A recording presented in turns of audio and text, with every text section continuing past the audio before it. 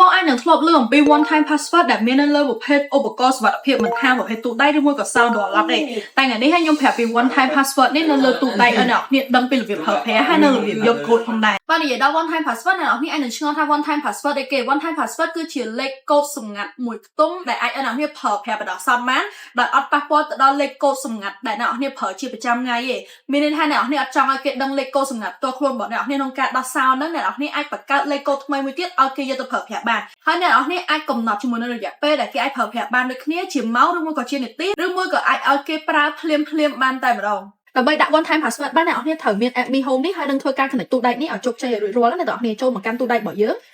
ចុះមកក្រោមបន្តិចទៅអ្នកនរឃើញពាក្យ one time password នេះហើយនេះអ្នកនរជ្រើសរើស one time password ហ្នឹងទៅនៅលើនេះគឺមាន rule មួយចំនួនដែលអ្នកនរអាច select បានហើយអ្នកនរចង់ឲ្យគេប្រើលើភ្លាមឬមួយក៏អ្នកនរអាចដាក់ម៉ោងដាក់ពេលឲ្យគេប្រើបាននៅកន្លែងដាក់ម៉ោងដាក់ពេលនេះគឺអ្នកនរអាចជ្រើសរើសបានអញ្ចឹងថា password ហ្នឹងអាចប្រើបាននៅក្នុងរយៈពេលម៉ោងដែលអ្នកនរបានកំណត់ហ្នឹងក៏ប៉ុន្តែបើអ្នកនរចង់ឲ្យគេប្រើភ្លាមហ្មងគឺជ្រើសរើសជាមួយនឹង immediate effects នេះអញ្ចឹងបន្ទាប់មកទៀតយើងជ្រើសរើសជាមួយនឹង generate password អ្នកនរនឹងឃើញហើយគឺគេ generate លេខកូដនេះឲ្យហើយលេខកូដនេះអ្នកនរអាចយកមកវាយនៅលើទូនេះបានតែម្ដងតោះ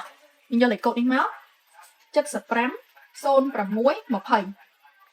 នេះឯកូដនេះគឺអ្នកនរអាចប្រើបានតែម្ដងហ្នឹងឯងឡើងប្រើបានលើក្រោយទៀតឯងអញ្ចឹងបើសិនជាអ្នកដតីគេចង់មកបើកទូអ្នកនរគឺត្រូវមាន one time password ហ្នឹងមួយផ្សេងទៀតអញ្ចឹងលេខកូដនេះគឺ generate ថ្មីរហូតអត់លេខកូដដដែលឲ្យគេយកទៅប្រើឲ្យអ្នកនរសម្រាប់ one time password នេះគឺមានអត្ថប្រយោជន៍ដល់អ្នកនរផងថាអត់អាចឲ្យគេដឹងពីលេខកូដសម្ងាត់គោលរបស់អ្នកនរទេគឺបង្កើតថ្មីមួយឲ្យគេប្រើក្នុងរយៈពេលណាមួយតាមដែលអ្នកនរចង់ឲ្យគេប្រើប្រាស់បន្ទាប់ពីគេបានប្រើប្រាស់ជាមួយ one time password នេះរួចរាល់អ្នកនរគ្រាន់តែចុចពាក្យ done ទៅគឺលេខកូដហ្នឹងនឹងបាត់ទេអញ្ចឹងទោះបីជាគេបាន save លេខកូដ one time password ដែលអ្នកនរបានបង្កើតហ្នឹងយកទៅធ្វើអីផ្សេងលើក្រោយក៏អត់បានដែរដោយសារតែលេខកូដហ្នឹងគឺប្រើបានតែមួយដងតែប៉ុណ្ណោះ